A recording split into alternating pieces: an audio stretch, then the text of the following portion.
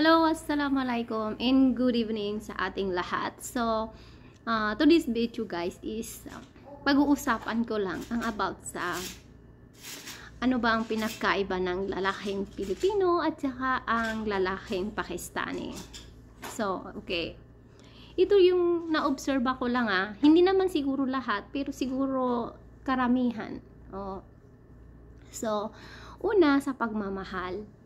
Mapagmahal ba ang Pilipino or mapagmahal ba ang Pakistani? So about sa pagmamahal is almost same lang naman. Mapagmahal ang Pilipino at saka mapagmahal ang Pakistani. Ang pagkaiba nga lang is kung paano mag-care. Yung Pilipino kasi ramdam mo kung paano sila mag-caring sa mga sa Pilipino, ramdam mo kung paano sila mag-care sa asawa nila, especially sa mga bagay sa loob ng bahay, like tumutulong sila lagi sa asawa, magluto, maglaba, sa mga bata lagi yang active yung mga asawa nilang lalaki. Sa Pakistan kasi is oo, pagdating niya kasi sa trabaho is tinutulungan niya ako sa mga anak, pero saglit nga lang. After that, nagpapahinga na, hindi na maistorbo.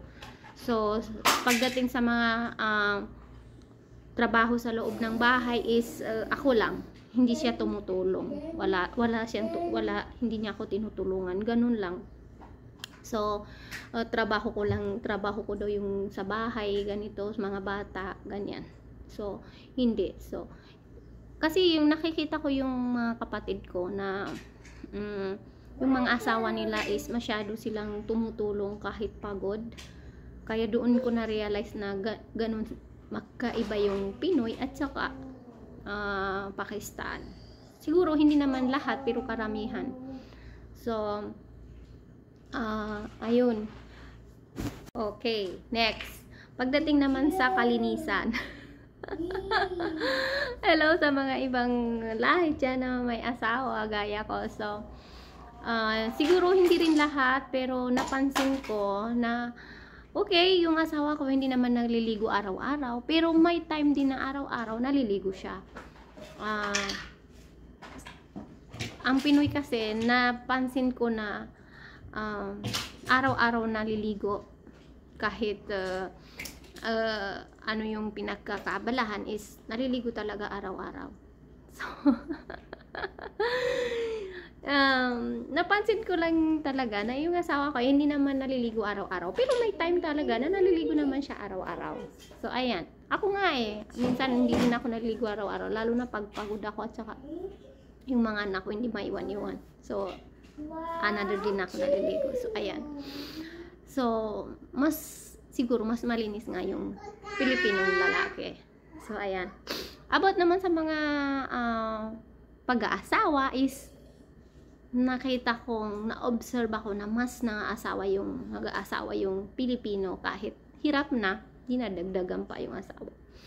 Kasi, ang Pinoy naman kasi except sa dito sa ibang lugar is siyempre nag-asawa sila is love marriage kasi ginusto nila yon. Pero hindi nila maiwasan na pagdating sa lugar nila is karamihan kasi sa kanila is hindi lumalaban sa ina. Kaya pinapaasawa sila ng nanay niya sa iba, kaya nagiging dalawa yung asawa nila. So ayan. So about naman sa binibigay ng asawang pera, gastos, yung parang napansin ko rin kasi na yung karamihan sa babaeng Pakistani ay nasa loob lang ng bahay, hindi pinapatrabaho. Hindi gaya ng Pilipino is karamihan sa mga babae is nagtatrabaho. So yun din ang pinagkaiba. So di ba? So ayun. Kung sino man ang natamaan or hindi gusto yung vlog ko na may hinasabi akong hindi maganda, hindi ko naman nilalahat, pero na-observe ako lang na ganun. O diba? Pwede naman kayo mag-comment at magre-reply ako. So ayan. Hello and assalamualaikum.